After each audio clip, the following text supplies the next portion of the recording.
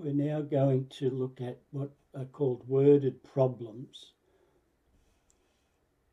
A worded problem is an equation question which does not look like an equation question. All mathematical calculations are based upon a relevant equation. In a worded problem, this equation might not be obvious, but there must be a reference to it. If the equation is not presented in a mathematical form, it will be described, and you write it mathematically before you work with it. This means the problem is presented in English and you must translate it into mathematics.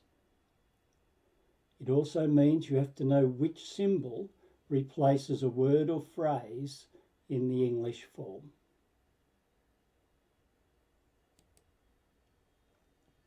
Because we're talking about equations, we will begin by looking at different ways the equal sign can be supplied. Here are some common ways. The result is, gives, is, the total is, the answer is, the same as, leads to. When you see those words in the description of a problem, you know that you will use an equal sign.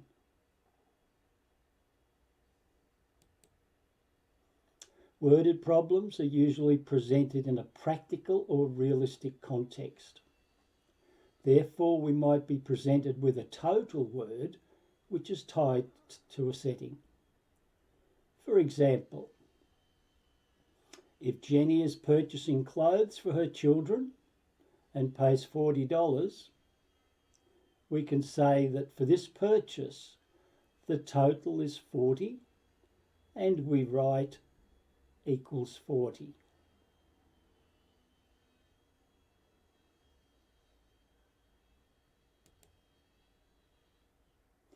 You must be very careful that you find the part that means total. For example, a car that costs $40,000 reduces to equals 40,000. Where the context is buying a car, you would expect to find other technical words like deposit, which is not a total, instalment, which is a payment, and borrows, maybe $20,000.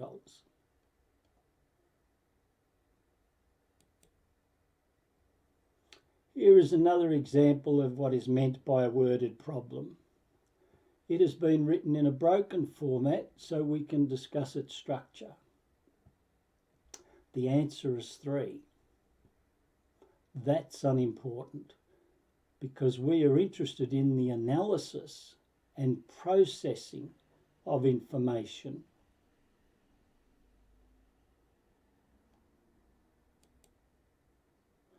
Jenny goes shopping and buys some clothes for her children. She buys t-shirts for $15 each and jackets at $30 each. If she bought 4 t-shirts and paid a total of $150, how many jackets did she buy?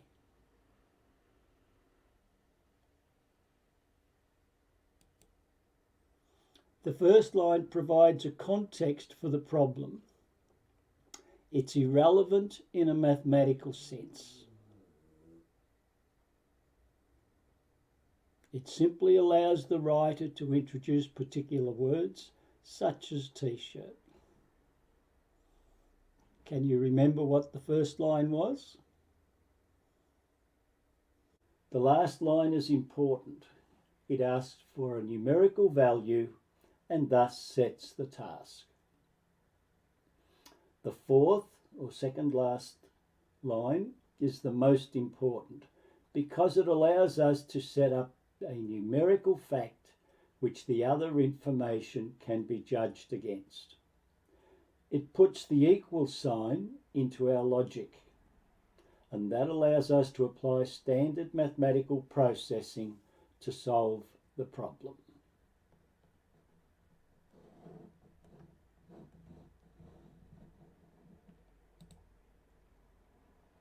Since solving an equation is a straightforward task, shifting numbers and reversing processes, we direct most of our effort towards making the equation. This is where the skill comes into it. Remember, we always obtain the answer to this type of problem by making an equation and then solving it.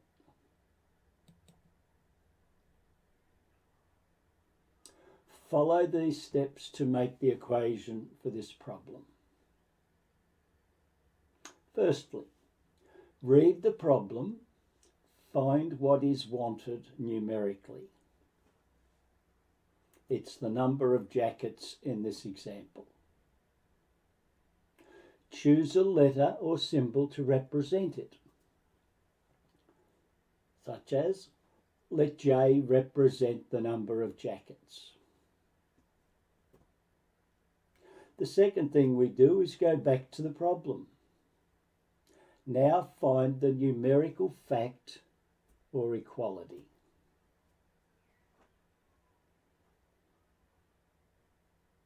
To start the equation, we would write equals 150 in this example.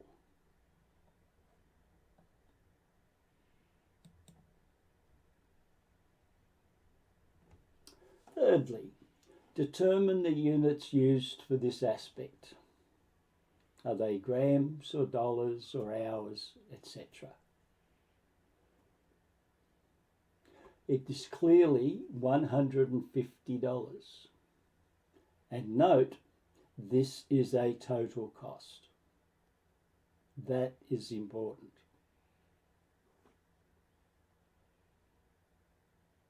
Now we read the problem again to find other things which use these units. A t-shirt costs $15 and a jacket costs $30. Note that these are individual costs, not total costs. That is an important distinction. Now build the rest of the equation. Total cost based on items is equal to the total cost in dollars. So this gives the equation 15s plus 30j equals 150. Note the use of individual cost multiplied by number of individuals on the left side of the equation. Does this equation contain any complications? Yes, it has two different letters. Therefore, the problem must contain more information, and we can use it to remove either letter. S, the number of shirts, J, the number of jackets. The problem indicates there were 4 shirts.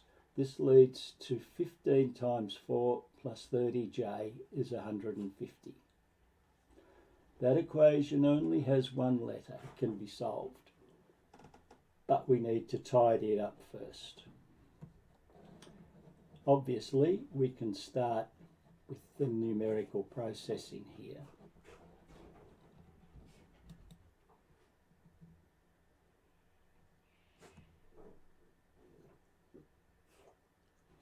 If this is a standard equation, it can be solved. We know that.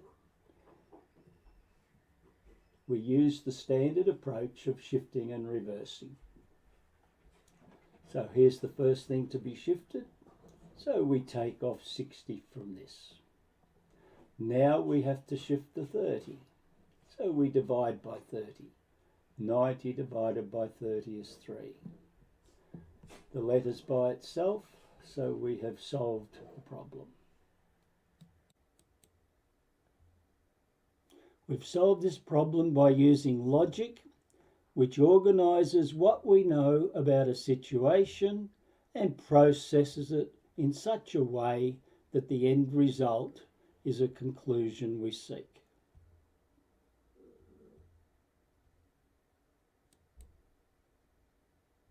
Here's a summary of the solving process.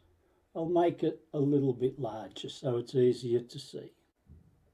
The formula represents a general situation.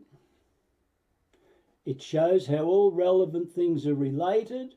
It uses letters or other symbols to represent things, and it's the starting point for solving a problem.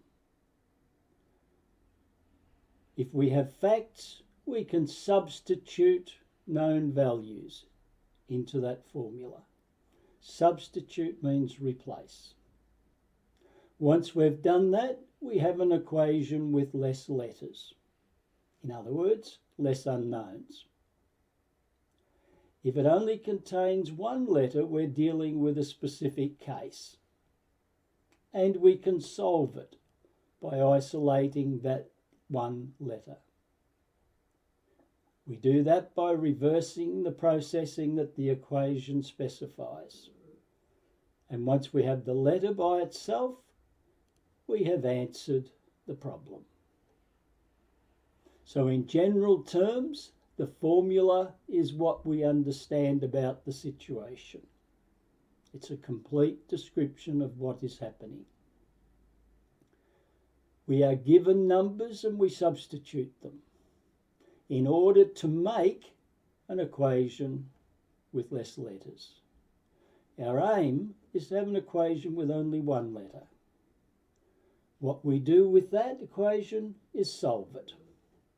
And when we get to one letter, one number, we have achieved our goal, we have our solution.